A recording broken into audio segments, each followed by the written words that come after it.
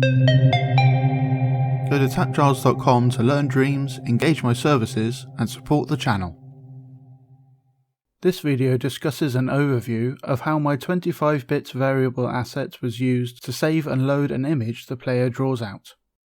Another thing I made was another drawing app thing that actually saves what you drew. So this is only black and white so that I can fit more into the variables and stuff. So I draw with X, and I delete with triangle, and square clears it. And every time I change something, when I let go, it saves it. And so I'll clear it. And there's actually some hidden features. If you hold L1, and you get this like crosshair thing to show you where the center of it is. So if you want to like draw something perfectly centered, then you can do. You got this reticle for pointing at stuff, and then if you go to photo mode, it also hides that reticle, which is cool. Okay, so if I do like tap, and now I go back into it, it restores it perfectly. Yay! And that's 43 across by 25 tall, which is 1075 pixels stored in 50 variables. Part of what made this saving pixels possible was my new thing I released, the 25-bit variable.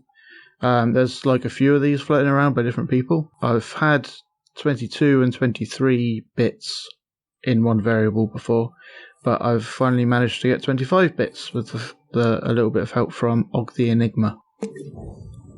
And this one is like very light on thermo, so with the new thermo update, you can show the thermometer and go to more details, and you can see up to 2 decimal places. So this logic is less than 1%. So these bits are like just an on or off signal basically, and it kind of crams all that into one special value and sets the variable to that value, and then you can get the value from the variable, and then this turns it back into on or off signals. So if I go back like that, if I play time, you can see that one's on and that one's on because it's being encoded and decoded.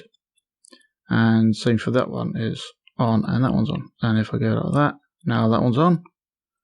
And if we go 2 over there and 2 over there, and they match perfectly, so you can just wire whatever signal you want into here that sends like an on signal, and you'll get that out the other end. This is the scene of the drawing that saves itself. And if I play time, so those are all the pixels, and if I turn off preview invisibility, you see these red blocks, and those red blocks are what saves it. So if I open one of those, it has the same restore chip and save chip. So this one, so it's on the bottom row. This is the restoring chip, so it uses a trigger zone to tell that pixel to turn on when you come back into the scene. And over here we have the reading, the like saving stuff. That trigger zone detects if that is an on pixel or not. You can see as I like draw stuff down here, then the different trigger zones are in the different positions along here. So that one's on because it's got an on pixel, that one's off because it's got an off pixel, and so on. And then that just sends it into the same calculator as before.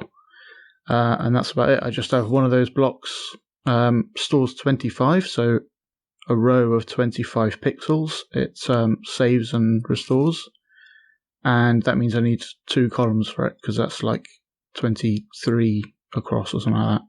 And in this scene, I just have, for each of these variable blocks, I just have its own logic instead of like having, you could have one set of this logic and move it around to the different spots to save for the different rows. but this is just so cheap that it's like I may as well just have it all for every single thing in there at once anyway. So so I just did that in the end. Alright, so let's get a collectible. Let's have a character like that. And look for the player tag. So I can run around and run into it and it does the spark and everything. Cool. But what if we wanted to remember that that's been picked up, and instead when we load the scene, if it's already been picked up, we'll just destroy it with no cool effects and stuff. So if we just had a normal destroyer, and we'll probably link it to the whole group like that, then it would destroy itself just fine. So we want to activate this one if it's already been picked up. So to store and restore that, we're going to search for TAPgiles 25-bit. Oh, it was there and then it disappeared. 25-bit on only. So what that means is you can only turn it on, which kind of simplifies the logic of it. Don't be scared by this. All you need to do is use these switches. So when this gets collected, that counter will be full, and we'll put that into the switch. And to know that it's already been collected, we'll take it out of that switch and wire that into the destroyer. The problem is when we collect it, so we're playing time, we collect it, that stores the fact that it's been picked up, and then it will turn that on, and it will instantly disappear before it's even done the sound effect and all that kind of stuff. So we only want to allow this to happen like right at the start. So what I'll do is I'll have a node here, an input node, and that wires into the destroyer, and we can just turn that off if it's not receiving a signal right at the start. So or in fact, another way of looking at it is we only want to check that right at the start, and then we want to ignore it completely because it doesn't matter. So it's already been picked up, and we want to not check it normally, but right at the start we'll turn it on briefly like that, and then because the timeline will just play, it will get past that, and now it won't be checking the variable, this logic over here anymore. So that's fine, and now I can just wire that into from the switch. So it'll store it in the switch and take it from the switch, and really it's storing it in this variable. So we can call this collectables 1, because you might have several of these to cater to several batches of collectibles in a scene or something, and this should affect the same variable. So up and down the D-pad, so collectables 1. Cool. So now if I try and collect it, it's disappeared as normal, but we want to be able to make this persistent. So it's persistent dream. So if this is a scene within a dream and then we come back to this scene, it will check this collectible again, and that should have disappeared. So let's actually save this as a scene and make a dream and import that. Yeah, so let's see if the basics work at least. So let's play, and I collect it, and it does the sparkle and the sound, and then I exit it, and it saved it, and that's why it has a reset progress option. But if we don't reset progress, then there's just no star at all, and it doesn't spark or anything when I go through that area because the whole thing's destroyed. Now let's try it with a few of these. And you just use a different one of these switches for each collectible. Let's tweak the first one. And that goes in, that comes out. Next one. That goes in, that comes out.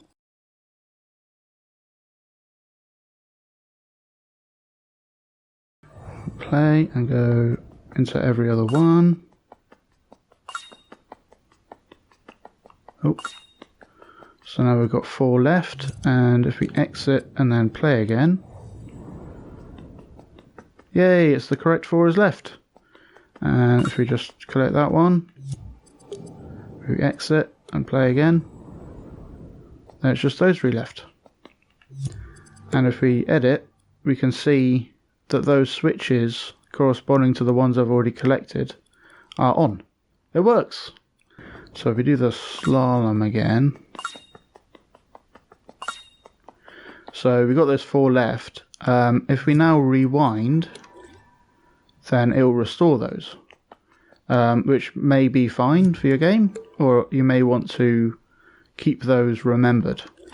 If you want to keep those remembered, then you can tweak the variable gadget itself and turn off restore value on rewind.